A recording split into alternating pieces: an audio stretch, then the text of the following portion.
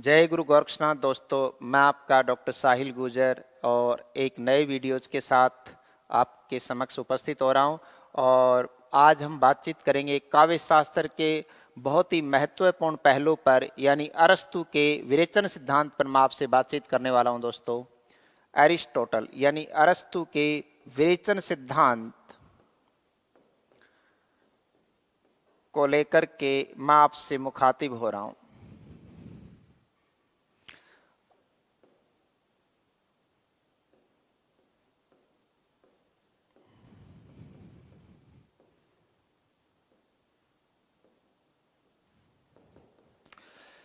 अरस्तु का विरेचन सिद्धांत। अरस्तु को काव्य शास्त्र की दुनिया में, जीव विज्ञान की दुनिया में, इतिहास की दुनिया में और साहित्य की दुनिया में अफलातून के नाम से जाना जाता है। दोस्तों, विरेचन सिद्धांत की ही उनकी प्रसिद्धि का मौलिक कारण रहा है साहित्य जगत में। अरिस्टोटल 384 ईस्वी पूर्व पैदा हुए। 384 ईस्वी पूर्व यानी आज से 2400 वर्ष पहले, 2400 वर्ष पूर्व एथेंस की धरती पर अरस्तु नाम का अफलातून चहलकदमी कर रहा था। बात को बड़ी शिद्दत के साथ पढ़ेंगे मैं डॉक्टर साहिल सर, और इस इबादत के साथ पढ़ाऊंगा कि आपको इस जन्म में तो क्या, अगले जन्म तक अरस्तु का हम विरेचन सिद्धांत नहीं भूल पाएंगे। ये मेरा दावा है। यकीनन ये मेरा दावा चमत्कार की हदों से आगे है और काबिले गौर है। आप तो केवल तसब्बुर रखिए, धैर्य रखिए। Right sir, yes. जब महात्मा ईसा को सूली पर चढ़ाया गया उस दिन को एक काउंट किया गया। दोस्तों, कितना? एक। और महात्मा ईसा को सूली पर चढ़ाए आज 2021वां वर्ष बीत रहा है, यानी सन 2021। तो क्या महात्मा ईसा को सूली पर चढ़ाने से पहले क्या दुनिया नहीं थी? बहुत अच्छी दुनिया थी। कब? जब ईसा को सूली पर चढ़ाया गया उससे पहले भी बहुत अच्छी थी। क्या दुनिया? बेहद अच्छी थी। महात्मा ईसा को उस समय कहना पड़ा, हे ईश्वर, इन्हें माफ करना, ये नहीं जानते ये क्या कर रहे हैं। राइट। महात्मा ईसा को जिस दिन सूली पर चढ़ाया गया दोस्तों, उस दिन को कितना काउंट किया गया? एक। और आज 2021वां वर्ष बीत रहा है उनकी मृत्यु को, इसलिए हम इसे ईसवी सन के नाम से जानते हैं। महात्मा ईसा से पहले 200 वर्ष पूर्व। किससे 200 वर्ष पूर्व सर? महात्मा ईसा से 200 वर्ष पूर्व आचार्य भरत मुनि का जन्म हुआ। रससूत्र के प्रणेता आचार्य भरत मुनि का जन्म 200 ईस्वी पूर्व, यानी आज से 2200 वर्ष पहले रससूत्र के प्रणेता आचार्य भरत मुनि का जन्म हुआ। विभावा अनुभावा वे विचारी संयोगादृश निष्पत्ति कहने वाले आचार्य भरत मुनि 200 ईस्वी पूर्व, यानी आज से 2200 वर्ष पूर्व भारत के पहले आचार्य भरत मुनि पैदा हुए। 384 ईस्वी पूर्व, यानी ईसा से भी कितने वर्ष पहले, उनको सूली पर चढ़ाने से कितने वर्ष पहले? 384 ईस्वी पूर्व एथेंस में, यूनान में किसका जन्म हुआ? अरस्तु का जन्म हुआ।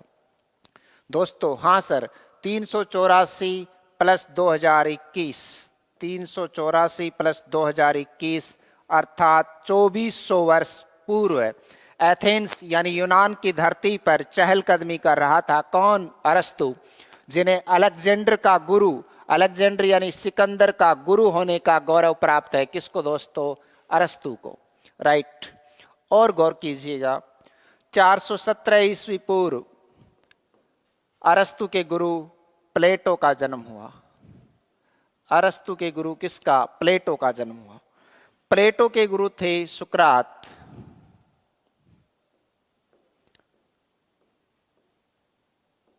सुकरात का जन्म हुआ, यानी अरस्तु के गुरु प्लेटो, प्लेटो के गुरु सुकरात। ये गुरु और शिष्य परंपरा है। राइट।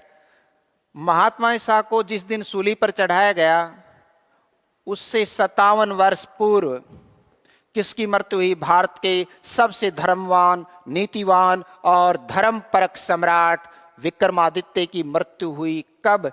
57 वर्ष पूर्व। उस समय उस वर्ष को हम विक्रमी वर्ष के नाम से और विक्रम में ई प्रत्यय लगा दें तो वैक्रमी वर्ष के नाम से जानते हैं। वैक्रमी वर्ष के नाम से जानते हैं। विक्रम में ई प्रत्यय प्रयोगित होते ही जिस शब्द की निर्मिति होती है दोस्तों वो वैक्रमी होती है। यानी महात्मा ईसा से 57 वर्ष पूर्व कौन? महाराजा विक्रमादित्य ने इस दुनिया को अलविदा कहा। यानी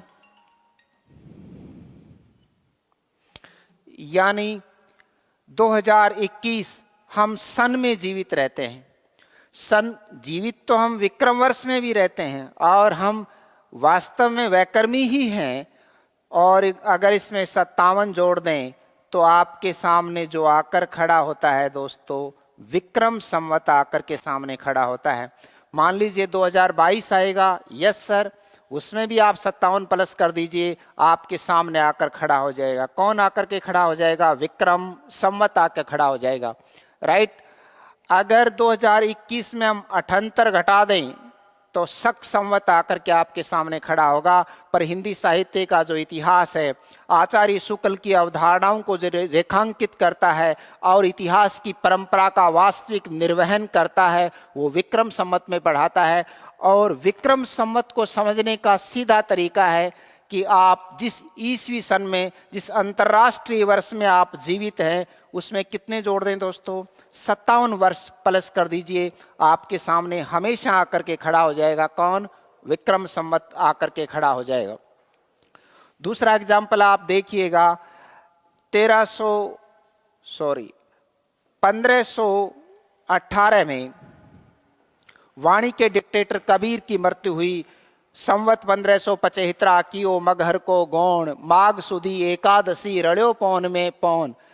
तो इसीलिए किताबों में लिखा, इसमें आप 57 जोड़ दीजिएगा दोस्तों, और 57 जोड़ते ही क्या आ जाएगा सामने? 1575। तो ये 1575 विक्रमी वर्ष है, यानी वैक्रमी वर्ष है। संवत 1575 कियो मगहर को गौण, माघ सुदी एकादशी रड़्यो पौन में पौन। तो ईसवी सन की बात करें तो कबीर ने इस दुनिया को अलविदा कब कहा? 1518 में। अगर विक्रम संवत की बातचीत करें तो उन्होंने अलविदा कहा 1575 में, विक्रम संवत, राइट दोस्तों। अरस्तु के बारे में बातचीत करते हैं। बहरहाल अपन केंद्रित हो जाते हैं किस पर? एरिस्टोटल पर। सिकंदर अपनी विजय के नशे में इतना आगे चला गया था कि वापस एथेंस लौट भी नहीं पाया था। इसलिए मनुष्य को जीत की जिद में इतना पागल और जुनून भी नहीं रखना चाहिए कि वो अपनी वास्तविक पृष्ठभूमि को ही भुला दे और अपने मूल तथ्य तक लौट ही नहीं पाए दोस्तों। हाँ सर, एथेंस, विश्व विजेता एथेंस का सम्राट कौन था? सिकंदर। सिकंदर के गुरु थे फिलिप्स, और फिलिप्स का राजगुरु होने का गौरव भी प्राप्त है किसको? प्लेटो को। प्लेटो सिकंदर महान के गुरु भी रहे हैं और सिकंदर के पिता फिलिप्स के राजगुरु होने का गौरव भी प्राप्त है किसको? प्लेटो को। एथेंस अपने ही पड़ोसी स्पार्टा के हाथों पराजित हो गया। एथेंस अपने ही पड़ोसी किसके हाथों? स्पार्टा के हाथों पराजित हो गया। तब सिकंदर अवसाद की श्रेणी में आ गए और अपने राजगुरु प्लेटो से कहते हैं, हे गुरुदेव, एथेंस की पराजय के कारणों को खोजिएगा। कुछ दिन पश्चात सिकंदर की राजसभा में पधारते हैं कौन? प्लेटो, और कहते हैं कि मैं प्लेटो एथेंस का राजगुरु होने के नाते सिकंदर महान को अध्यादेशित करता हूं कि कवियों को तड़ी पार कर दो। कवियों की कविता के कारण एथेंस के नागरिक प्रणय एवं सौंदर्य की मादक नदी में रम गए हैं, प्रणय एवं सौंदर्य की मादक नदी में डूब गए हैं। अस्तु मैं अध्यादेशित करता हूं कि कवियों को तड़ी पार कर दो। उसी समय सिकंदर की राजसभा में प्लेटो का परम शिष्य विराजमान था कौन? अरस्तु, यानी एरिस्टोटल। और राजसभा में खड़ा हो गया कौन? अरस्तु, और कहने लगा, गुरुवर ऐसा नहीं है, ऐसा नहीं है कि जब उदर यानी पेट में अपचा होती यानी अपच होती है तो दस्त करवाए जाते हैं, पित्ताशय में पित्त जम जाता है तो वमन करवाया जाता है, उल्टी करवाई जाती है। लेकिन जिस मनुष्य की आत्मा में मल बैठ जाता है उस मल का निष्कासन, उस मल का विरेचन केवल और केवल कविता के माध्यम से ही संभव है। यानी आत्मा के मल का जो निष्कासन है, आत्मा के मल का जो विरेचन है, आत्मा के मल की जो सफाई है, वो केवल और केवल किसके माध्यम से हो सकती है? और उसका सर्वश्रेष्ठ माध्यम है, सर्वश्रेष्ठ इंजेक्शन है केवल और केवल कौन? कविता। कविता मनुष्य को सागर मुद्रा में ले आती है। राइट दोस्तों। और जो स्पीच दिया है सिकंदर की राजसभा में, और उसे सुन करके इतना प्रभावित हुआ कौन? प्लेटो। और प्लेटो को कहना पड़ा कि मैं आज से राजगुरु का राज मुकुट अपने परम शिष्य अरस्तु के सिर पर रखता हूं और मैं वानप्रस्थ की तरफ गमन कर जाता हूं। और इसके बाद प्लेटो वानप्रस्थ की तरफ बढ़ गए और अरस्तु को सिकंदर महान का राजगुरु होने का गौरव प्राप्त हुआ दोस्तों। यस सर, सिकंदर महान के राजगुरु बन गए कौन? अरस्तु। प्लेटो को दो राजाओं का राजगुरु होने का गौरव प्राप्त हुआ, यानी सिकंदर के पिता राजा फिलिप्स और सिकंदर दोनों के राजगुरु रहे कौन? प्लेटो। और फिर सिकंदर के राजगुरु बने कौन? अरस्तु। उस समय यूनान का पड़ोसी देश मकदूनिया हुआ करता था, आज भी है। मकदूनिया की राजकुमारी थी विथियास। दोस्तों, मकदूनिया की राजकुमारी थी विथियास। इसका पिता इस विथियास के लिए एक सुयोग्य वर की तलाश में था और कुछ दिनों के पश्चात अपनी राजकुमारी विथियास से कहने लगे कौन? मकदूनिया के राजा कि दो वर सामने हैं, सुयोग्य वर। एक है सिकंदर महान जो विश्व विजेता है और एथेंस का राजा है, और दूसरा अरिस्टोटल। बताओ कौन से वर का चयन करना चाहोगी? तो विथियास कहने लगी अरस्तु का। और तब उनकी सहेलियों ने पूछा, किसकी सहेलियों ने? विथियास की, कि कैसा अनुभव कर रही हो? कि गौरव का अनुभव कर रही हूं कि दुनिया के सबसे बड़े ज्ञानी और अफलातून से मेरा विवाह होने जा रहा है। राज सत्ता तो किसी की कभी भी जा सकती है, लेकिन किसी का ज्ञान लूटा नहीं जा सकता। इसलिए मैं विथियास किसका अनुभव कर रही हूं? गौरव का अनुभव कर रही हूं। और यही अरस्तु 322 ईस्वी पूर्व इस मायावी दुनिया को सदा के लिए अलविदा कह जाते हैं। और काव्य शास्त्र की दुनिया में इनका विरेचन सिद्धांत मील का पत्थर साबित होता है, एक माइलस्टोन साबित होता है। और हम लोग इसी विरेचन सिद्धांत को विश्लेषित करने वाले हैं, एनालिसिस करने वाले हैं दोस्तों। Right sir. ये रहा आपके स्क्रीन पर अरस्तु। दोस्तों, अरस्तु में तू बड़ा आता है। अरस्तु का विरेचन सिद्धांत, ये अरस्तु का जीवन काल है। जीवन रूपी काल, जीवन रूपी काल कर्मधारी समास है। 384 ईस्वी पूर्व से 322 ईस्वी पूर्व। दोस्तों, हाँ सर, जैसा कि मैंने अभी आपको अभिभाषित किया था कि प्लेटो का मानना था कि करुणा, श्रृंगार, इस शब्द को ठीक कर लीजिए, इसीलिए तो बार बार एग्जाम में पूछा जाता है, इसमें रे नहीं आएगा दोस्तों, केवल क्या आएगा? ऋषि वाला री, और ये बन गया आपका क्या? श्रृंगार। प्लेटो का मानना था कि करुणा, श्रृंगार, त्रास, त्रास का मतलब है त्रासदी, ट्रेजडी सिद्धांत भी दिया अरिस्टोटल ने कि करुणा, श्रृंगार, त्रास आदि भाव मानव मन को दुर्बल बनाते हैं। सर, ये भाव मानव मन को दुर्बल बनाते हैं? हाँ। कोई वीररस में रहता है, अगर उसको किसी से प्यार हो जाए तो अपनी धीरे धीरे अपनी वीरता का परित्याग करता है। वो ये सोचता है कि कहीं मैं मारा नहीं जाऊं, अगर मैं मारा जाऊंगा तो मैं प्यार कैसे करूंगा। ये मानना था किसका? प्लेटो का। और कुछ अंशों में मैं सहमत हूं, किससे? प्लेटो से। प्लेटो का मानना था कि करुणा, श्रृंगार, त्रास आदि भाव मानव मन को दुर्बल बनाते हैं।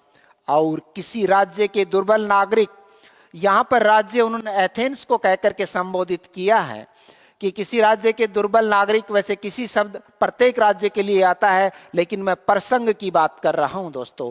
किसी राज्य के दुर्बल नागरिक गुलामी को सीधा निमंत्रण भेजते हैं। करुणा इत्यादि भाव कविता से पैदा होते हैं, इसलिए कविता को दुश्मन की तरह देख रहा है कौन? प्लेटो। और राज सत्ता के लिए घातक मान रहा है। कविता से पैदा होते हैं, अतः कवि और कविता राज सत्ता के लिए घातक होते हैं। और एथेंस की पराजय का मौलिक कारण भी कवि है, अस्तु एथेंस का राजगुरु होने के नाते मैं यानी प्लेटो सिकंदर महान को अध्यादेशित करता हूं। किसको? सिकंदर महान को अध्यादेशित करता हूं, ऑर्डिनेंस अध्यादेशित करता हूं कि कवियों को तड़ी पार कर दो, अर्थात देश निकाला दे दो। इस समय एक घटना घटित होती है जो आश्चर्य में डाल देती है सिकंदर की राजसभा को, क्योंकि प्लेटो के परम शिष्य डियर स्टूडेंट कौन? मिस्टर एरिस्टोटल यानी अरस्तु खड़े हो जाते हैं और खड़े होकर जो स्पीच उन्होंने दिया है, अपने गुरु प्लेटो की अवधारणाओं के तर्कों का जो खंडन किया है, वही खंडन दोस्तों साहित्य जगत में, काव्य शास्त्र की दुनिया में विरेचन सिद्धांत के नाम से जाना जाता है। राइट सर, हम आपको इसकी पूरी पीडीएफ भेजेंगे। आप केवल समझिए, साहित्य लिखने का नहीं, अनुभव करने योग्य है। ये अनुभव का कथ्य है, अनुभव का कथानक है। साहित्य दोस्तों अनुभव किया जाता है और मैं आंखें बंद करके पढ़ाता हूँ। जब मैं पूरी परफॉर्मेंस में होता हूँ तो आप धीरे धीरे जो जो मुझसे पढ़ते जाएंगे, मेरी शैली से वाकिफ होंगे, मेरी स्टाइल आपके समझ में आएगी, त्यों त्यों साहित्य जगत की तमाम अवधारणाएं और बौद्धिक अवधारणाएं आपके मन और मस्तिष्क में इस कदर बैठ जाएंगी कि आपको सपने में भी अरिस्टोटल दिखाई देगा। पर आप पेशेंस रखिए, धैर्य रखिएगा दोस्तों। आगे बढ़ते हैं हम। इसी समय वो घटनाक्रम होता है कि प्लेटो के प्रमुख शिष्य यानी प्लेटो का प्रमुख शिष्य कौन? अरस्तु राजसभा में खड़ा हो गया और प्लेटो के मत का खंडन किया और प्रतिपादित किया कि कवि मन को दुर्बल नहीं बनाते, अपितु कविता मन व आत्मा दोनों का क्या करती है? शुद्धिकरण करती है। दोस्तों हाँ सर, कवि में ये प्रत्यय प्रयोगित होते ही काव्य बन जाता है। सर कैसे? किंग्स ऑफ द सफिक्स, प्रत्ययों का राजा कहा जाता है किसको? ये को। इसके प्रयोगित होते ही दो कंडीशन है, टर्म्स एंड कंडीशन। ये टींड सी नहीं है, टर्म्स एंड कंडीशंस हैं। प्रथमा अक्षर इक प्रत्यय की तरह बदलता है तो कै का अंतिम अक्षर क्या हो जाता है? अर्धाक्षर। और उसमें कौन सा प्रत्यय प्रयोगित हो गया? ये Kings of the suffix. Kings of the suffix का मतलब है प्रत्ययों का राजा कहा जाता है किसको? ये को। और देखिए आप कवि में ये प्रत्यय लगाते किस शब्द की विनिर्मिति हुई? काव्य, चणक। चणक का मतलब होता है टेढ़ा। जब आपकी हड्डी यानी बोन टेढ़ी हो जाती है तो आप बोलते हो चणक लग गई। यस, चणक का मतलब होता है टेढ़ा। चणक में ये प्रत्यय प्रतिपादित करिएगा।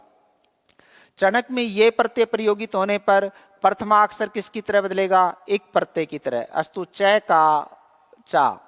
बीच वाले अक्षर चाहे 50 हो दोस्तों, एज इट इज रहेंगे, यानी ज्यों के त्यों रहेंगे। अणे ज्यों का त्यों। अंतिम अक्षर कौन है? कै। क्या होगा? आधा। और क्या बन के तैयार हो गया दोस्तों? चाणक्य। यस, चणक का मतलब टेढ़ा और टेढ़े व्यक्ति का सिनोनिज्म है, यानी पर्यायवाची सिनोनिज्म।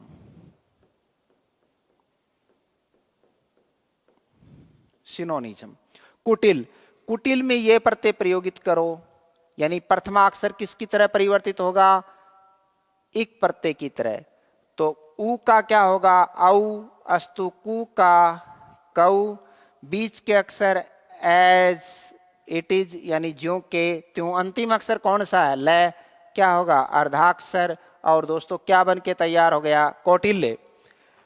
मेरे प्रिय साथियों और साहित्य जगत के चाहने वालों और साहित्य में अपनी आत्मा को बुलंद और विकसित करने वालों, मेरे प्रिय दोस्तों आप ध्यान दें, न तो उनका नाम चाणक्य था, न उनका नाम कौटिल्य था। उनका वास्तविक नाम था विष्णुगुप्त। उनका वास्तविक नाम क्या था? विष्णुगुप्त ने ही अर्थशास्त्र लिखा था। ये तो विशेष रूप में प्रयोगित हो गए, विशेषण रूप में प्रयोगित हो गए, चाणक्य एंड कौटिल्य। राइट।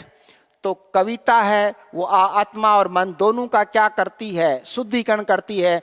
बुरे भावों का क्या करती है? विरेचन करती है।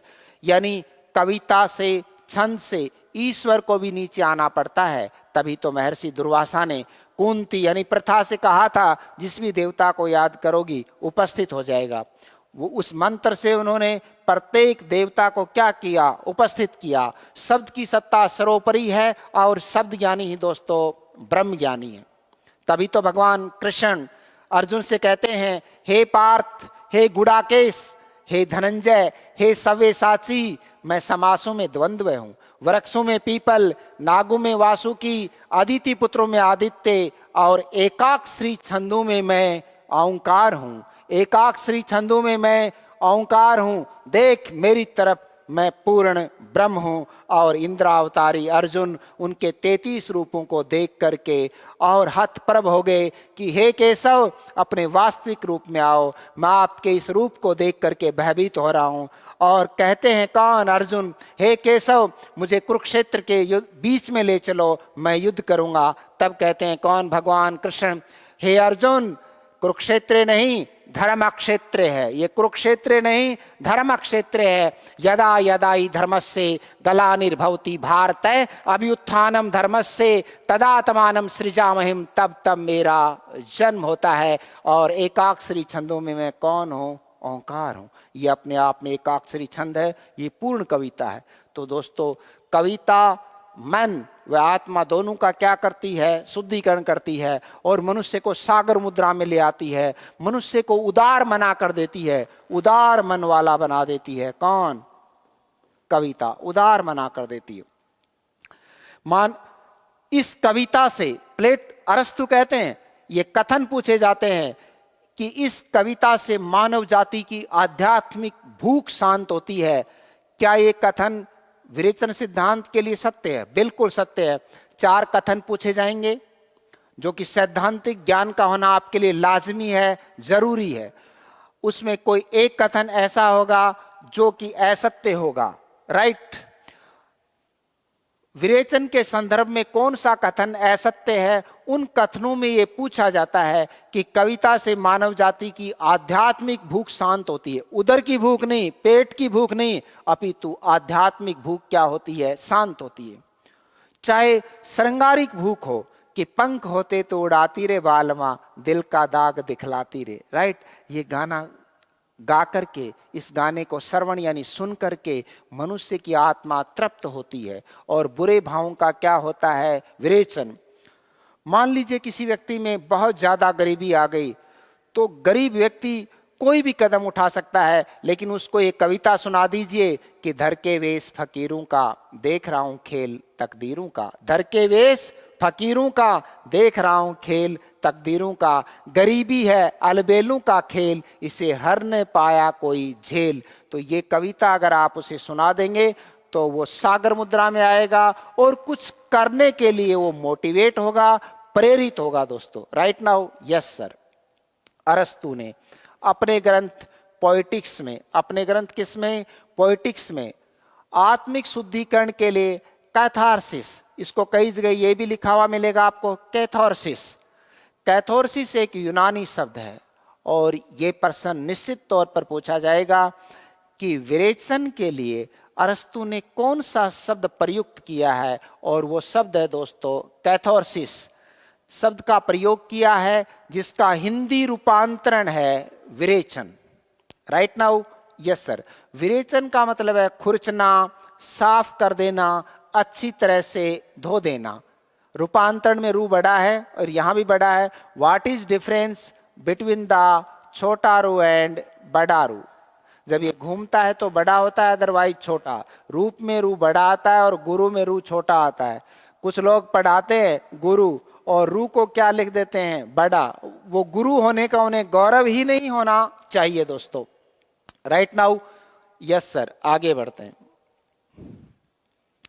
अरस्तु विरेचन को व्याख्यायित करते हुए कहते हैं कि जब उदर में यानी पेट में अपचा होती है, पेट में किसी प्रकार का विकार पैदा होता है, अपचा होती है, तो दस्त करवाए जाते हैं, जिससे उदरशूल यानी पेट दर्द का निवारण होता है। यदि पित्ताशय में पित्त जमने पर वमन, वमन यानी उल्टी, उल्टी में लय पूरा आता है, चाहे उल्टा हो चाहे उल्टी। दोस्तों हाँ सर, ये उल्टा सही है और ये जो उल्टा है वो क्या है दोस्तों? गलत है। राइट, उल्टा हो चाहे दोस्तों सुल्टा हो, राइट, उल्टा हो चाहे सुल्टा हो चाहे कुल्टा हो, सब में जो लय है वो पूर्णाक्षर अवस्था में होता है। पिताशय में पित्त जमने पर वमन यानी उल्टी करवा यानी वमन करवाया जाता है, परंतु जिस मनुष्य की आत्मा में मल बैठ जाता है, किसी के प्रति दुर्भावना बैठ जाती है, समाज, व्यक्ति और परिवार के प्रति वो दुर्भावना से ग्रसित हो जाता है, यानी आत्मा में मल बैठ जाता है अर्थात मनोविकार जम जाते हैं, तो दुनिया में कविता को छोड़कर और कोई औषधि उसके लिए नहीं है। यानी कविता सबसे बड़ा इंजेक्शन है मानव मन में बैठे हुए बुरे भावों के निष्कासन हेतु। जो सबसे बड़ी औषधि है वो केवल और केवल दोस्तों कौन है? कविता। कविता के बल पर, शब्दों के बल पर, क्योंकि शब्द सर्वोपरि है, हम जीत सकते हैं, दुनिया को जीत सकते हैं। तभी तो बाबर ने काबुल में कहा, अपने 500 भूखे सैनिकों को कहा कि मेरे साथ रहो, खोने के लिए तुम्हारे पास कुछ भी नहीं है और पाने के लिए पूरा हिंदुस्तान पड़ा है। बाबर के मुकद्दस तराजू की कसम, हिंदुस्तान को फतेह कर लो, जो मांगोगे वो अता किया जाएगा। ये भी क्या थे दोस्तों? शब्द ही थे। और गीता एक गीत है, एक दिन गाया जाता तो वो गीत था, और जब ये 18 दिन तक गाया गया तो ये क्या बन के तैयार हो गया? गीता। भगवान कृष्ण के सिंह मुख से जो सिंहनाद रूपी गीत 18 दिन तक चला, वो क्या बन गया दोस्तों? गीता। गीता में कितने अध्याय हैं? 18 अध्याय हैं। प्रथम अध्याय है अर्जुन विषाद योग। अर्जुन किस में चले गए? विषाद। विषाद का मतलब है दुख में। अथय गीते प्रथमो अध्याय, ये गीता का प्रथम अध्याय है। तो दुनिया में कविता को छोड़कर और कोई औषधि नहीं है दोस्तों। अस्तु, कविता तो आत्मा का भोजन है, मनुष्य की आध्यात्मिक भूख है। कविता तो आत्मा का भोजन है जिससे हृदय के बुरे भावों या मनोविकारों का शुद्धिकरण होता है। कविता से मानव का मन है वो विस्तार को प्राप्त करता है और मनुष्य सागर मुद्रा में आ जाता है। यानी जो उसके पास कुछ अच्छा है वो दुनिया को देने के लिए तत्पर हो जाता है, और उसका जो कंजूसता है यानी छोटापन है, ओछापन है, उसका जो कोटिल्यपन है वो दूर हो जाता है और मनुष्य कौन सी मुद्रा में आ जाता है? सागर मुद्रा में। तभी तो नागभट्ट सागर मुद्रा में आए और ओम ओम का उच्चारण करते हुए गंगा में जीवित जल समाधि ले लेते हैं। मनुष्य सागर मुद्रा जैसा अनुभव करता है। परिणाम तय मनुष्य में दया, ममता, सेवा, सहानुभूति जैसे तत्व वह कोमल भावों का उदय होता है, और इन कोमल भावों का प्रस्फुटीकरण, इन कोमल भावों का प्रकटीकरण केवल और केवल, सिर्फ और सिर्फ, महज और महज, ओनली और ओनली, फकत और फकत, केवल और केवल किसके द्वारा संभव है दोस्तों? कविता के द्वारा ही संभव है। सेवा, सहानुभूति जैसे तत्व है वह कोमल भावों का उदय होता है, तभी मन को स्फूर्ति मिलती है, सुख व आनंद की प्राप्ति होती है। अतः कवि और कविता समाज के अपरिहार्य तत्व हैं। इस तथ्य को सुन करके प्लेटो को कहना पड़ा, क्या कहना पड़ा? यदि एथेंस शरीर है तो मेरा परम शिष्य अरस्तु उसका मुकुट है, यानी मस्तिष्क है, उसका मुकुट है, और अब राजगुरु का राजमुकुट अरस्तु सुशोभित करेगा, और मैं वानप्रस्थ की तरफ जा रहा हूं, यानी वानप्रस्थ आश्रम में जा रहा हूं। दोस्तों हाँ सर, वन की तरफ जब कोई व्यक्ति बढ़ जाता है तो वान बन जाता है। वन से बना है कौन सा शब्द? वान। और प्रस्थ का मतलब प्रस्थान करना, और इस आश्रम को कहते हैं वानप्रस्थ। वन में अ प्रत्यय लगाने पर किस शब्द की निर्मिति होगी दोस्तों? वान शब्द की निर्मिति होगी। और प्रस्थान करने की प्रक्रिया को कहते हैं प्रस्थ, और दैट इज कॉल्ड वानप्रस्थ। दोस्तों आप इसको ऐसे समझ सकते हैं, जीव में अ प्रत्यय लगाने पर किस शब्द की निर्मिति होगी? जैव। और शिव में अ प्रत्यय लगाने पर जिस शब्द का निर्माण होगा दैट इज कॉल्ड शैव। इसीलिए तो जयशंकर प्रसाद पर कौन से दर्शन का प्रभाव है? शैव दर्शन का प्रभाव है। जितना कम सामान होगा जिंदगी का सफर उतना आसान होगा। ये जो फिलॉसफी है ये शैव दर्शन है, कल्याण का दर्शन है। दोस्तों लोग बड़े तवज्जो के साथ समझाते हैं कि जयशंकर प्रसाद पर शैव दर्शन का प्रभाव है। आपको याद रखने की कतई जरूरत नहीं, मैं हूं ना जयशंकर प्रसाद।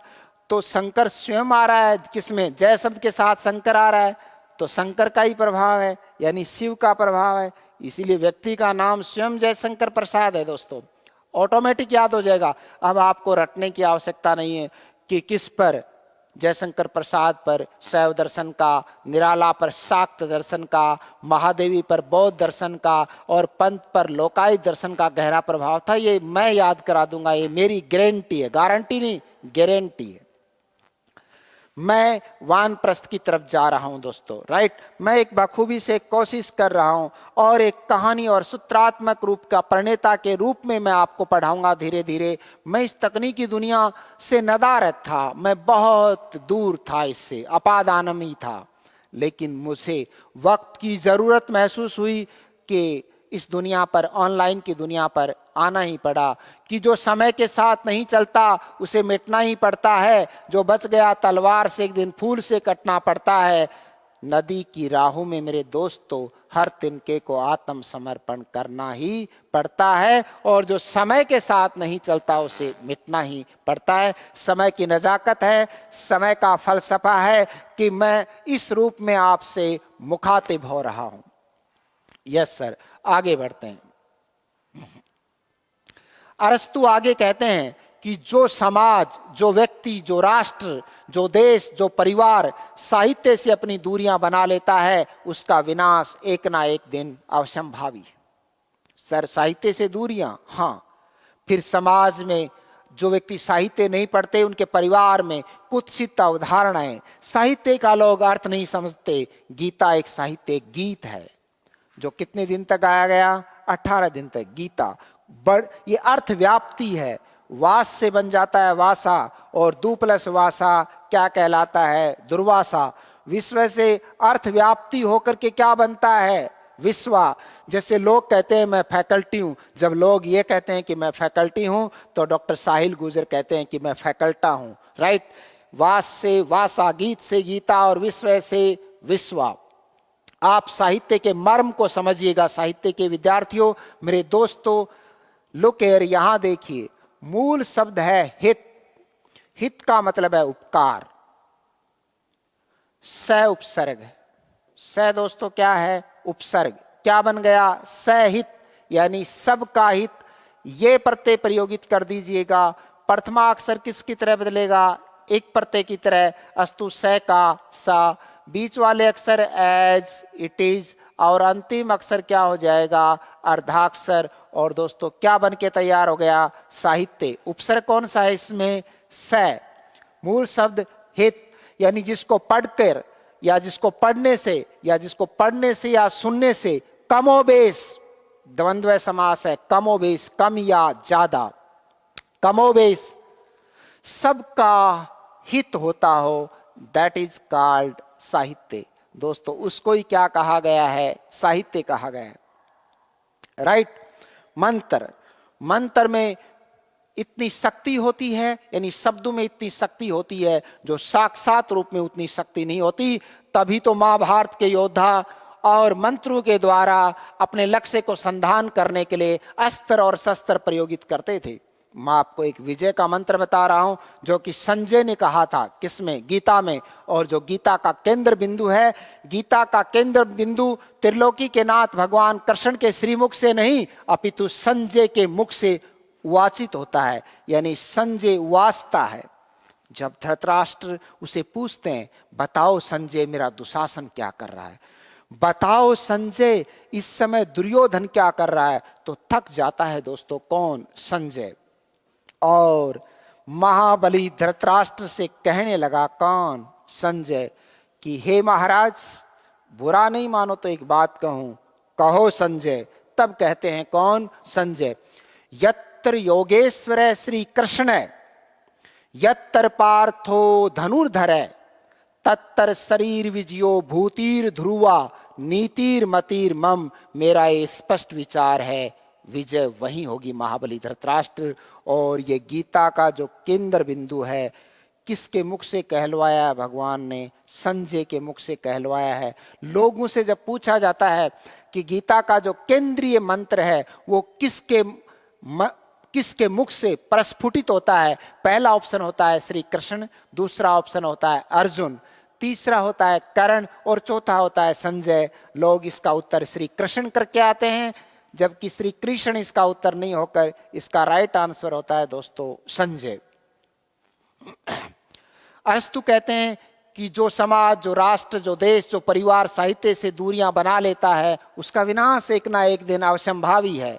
अरस्तु के बाद अनेक आलोचकों ने विरेचन सिद्धांत को अपने अपने तरीके से व्याख्यायित किया और जिसके दो समर्थ व्याख्याता हुए। बात को आप अंतः क्रिया करके समझिए। Sir what is means of the अंतः क्रिया? पावर ऑफ कोरिलेशन की तरफ ले जा रहा हूं मैं आपको। सर ये पावर ऑफ कोरिलेशन क्या है? जो आपको याद है उसके माध्यम से नए तथ्य याद करवा दिए जाते हैं। सर जैसे आपको आचार्य भरत मुनि का, साहित्य के विद्यार्थी होने के नाते मैं समझता हूं कि आपने आचार्य भरत मुनि का नाम बखूबी से सुना होगा। उनके रस सूत्र की आपने रस निष्पत्ति में व्याख्या भी देखी होगी। विभावा अनुभावा वे विचारी संयोगाद रस निष्पत्ति। इस रस सूत्र के कितने व्याख्याता हुए बाद में? आफ्टर देन 4 समर्थ व्याख्याता हुए जिन्होंने भरत मुनि के रस सूत्र की क्या की? व्याख्या की। ठीक उसी प्रकार अरस्तु के बाद अरस्तु के विरेचन सिद्धांत के अनेक समर्थ व्याख्याता हुए, जिसमें 2 मुख्य समर्थ व्याख्याता माने जाते हैं, प्रोफेसर गिलबर्ट मर्रे, राइट, प्रोफेसर गिलबर्ट मर्रे। एक अर्धाक्षर और है इसके ऊपर। पहला जो व्याख्याता है विरेचन सिद्धांत का, अरस्तु के, एरिस्टोटल के विरेचन सिद्धांत का पहला समर्थ व्याख्याता है गिलबर्ट मर्रे। और ये क्वेश्चन निश्चित तौर पर पूछा गया था कि अरस्तु के विरेचन सिद्धांत को धर्मपरक मानने वाले विद्वान हैं, और दोस्तों वो है प्रोफेसर गिलबर्ट मर्रे। क्या कहते हैं इन्होंने?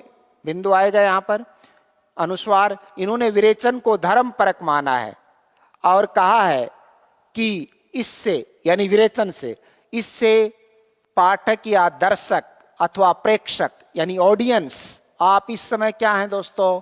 ऑडियंस। आप जल्दबाजी नहीं करें, आप मुझसे पूरा पढ़िएगा और मैं कहता हूं संपूर्ण साहित्य मैं आपको याद करा दूंगा। लोग पढ़ाते हैं, साहिल सर याद कराते हैं, ये अहम भाव नहीं है। मैंने जिया है, किसको? साहित्य को जिया है। जो दहेज बना दानव चर्चित कविता रही, मैंने 22 साल पहले उसका कवि मैं ही रहा हूं और वो मेरी चर्चित कविता रही है दोस्तों। दहेज बना दानव, वो साहिल सर मैं ही हूं दोस्तों। गिलबर्ट मर्रे, इन्होंने विरेचन को धर्मपरक माना है और कहा है कि इससे पाठक, दर्शक अथवा प्रेक्षक, इन तीनों को मिलाकर हम एक शब्द में क्या कह सकते हैं? ऑडियंस के मन में, यानी सुनने वाले के मन में, पढ़ने वाले के मन में, देखने वाले के मन में एक धार्मिक प्रवृत्ति उभरती है। अगर मैं दान की महिमा कविता के माध्यम से गाने लग जाऊं, अगर आप चाहे कितने ही कंजूस क्यों ना हो, आप भी दान देने के लिए तत्पर हो जाएंगे। अगर आप तत्पर हो जाते हैं तो आपके मन में कौन सी प्रवृत्ति उभरी? धार्मिक प्रवृत्ति। आप व्यक्ति तो पहले से थे, विधाता की सर्वोत्तम करती है मानव, लेकिन मानव का कल्याण केवल और केवल काव्य में निहित है दोस्तों।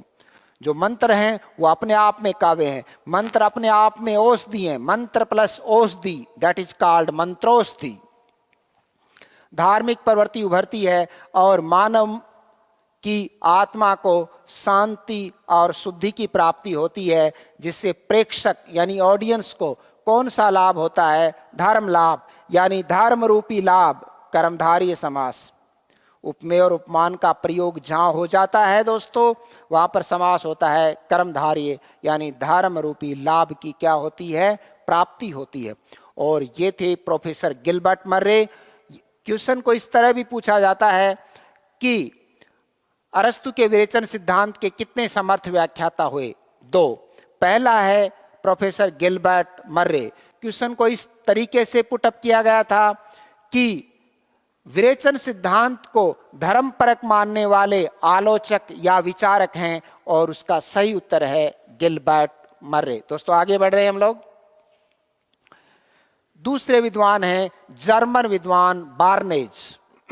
आप पेशेंस रखिएगा, यकीनन आपको प्रत्येक कंटेंट्स के ऊपर और उसकी विचारधारा के ऊपर और आपके समझने की, अनुभूत करने की, ऑब्जर्वेशन करने की पावर को मैं निश्चित तौर पर बढ़ा दूंगा और एक आलोचक की प्रतिभा आप में विकसित होगी। मेरा ये मानना है। मैं आपके साथ बहुत ही शानदार कोशिश करूंगा दोस्तों।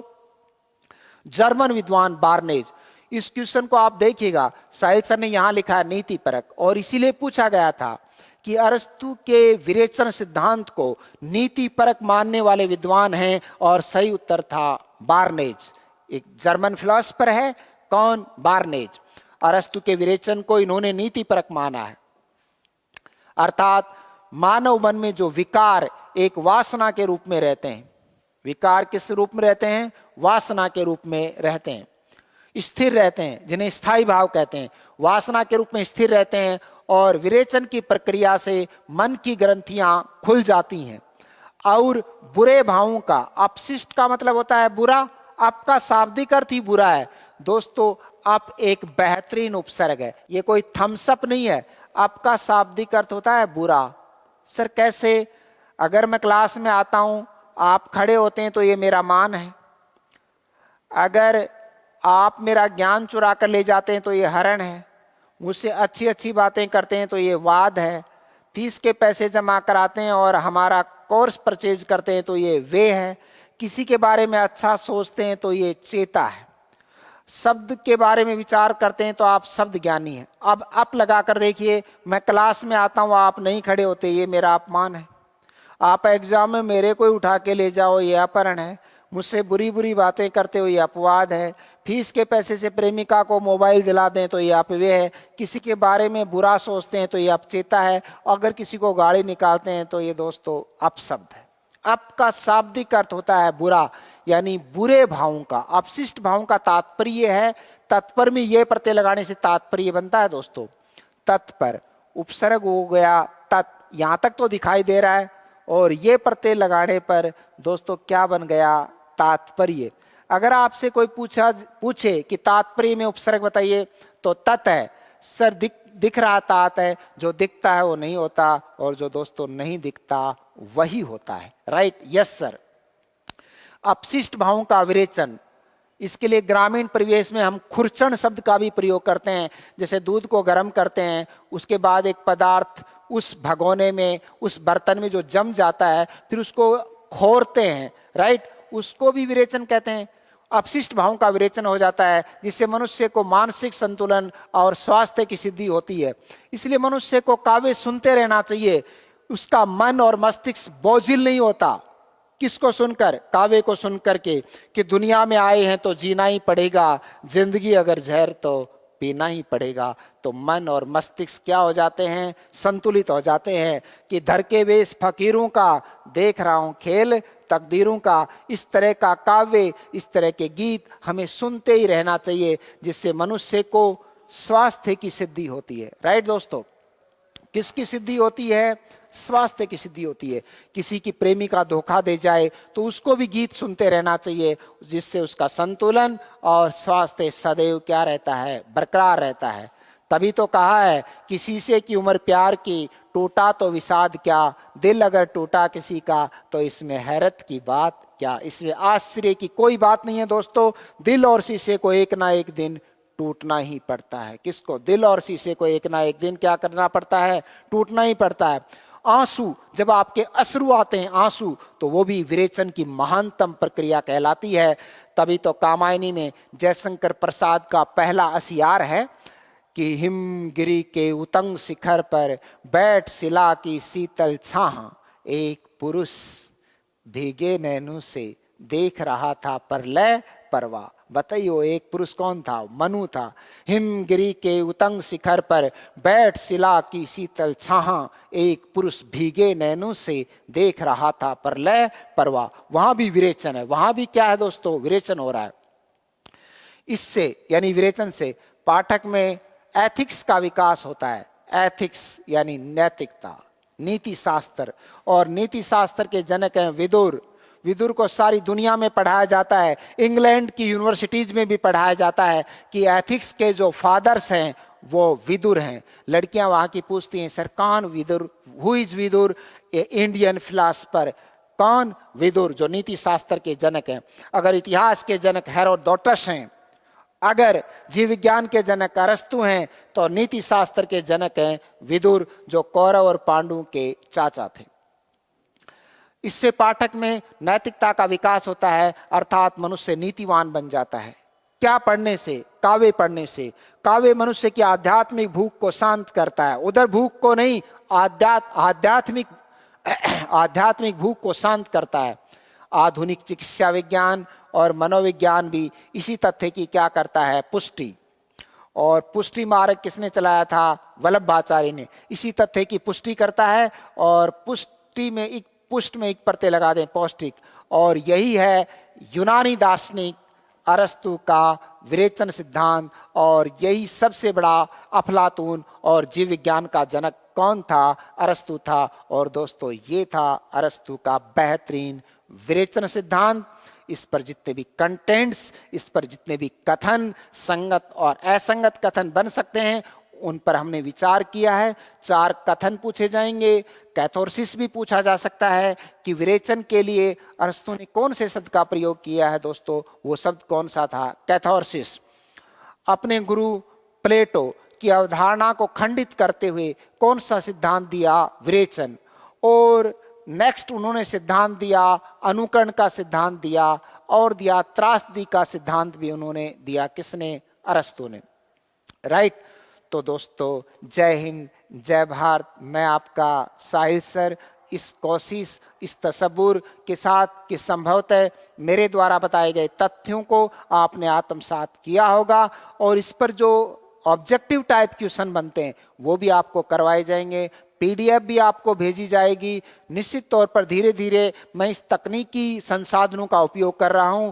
मैंने इनसे दूरियां बना रखी थी, दुरस्थो भावम अपादानम, दूरियां थी, लेकिन अब ये दूरियां चूंकि मैं मिटा रहा हूं, आपके समक्ष आने का कोई ना कोई रास्ता तो मुझे अख्तियार करना ही पड़ेगा, और इस रास्ते को मैंने आपके लिए अख्तियार किया है, आपसे रूबरू होने के लिए, और आपकी जो ज्ञानात्मक भूख है उसको कुछ तृप्त कर सकूं। इस कोशिश में मैं आपका डॉक्टर साहिल।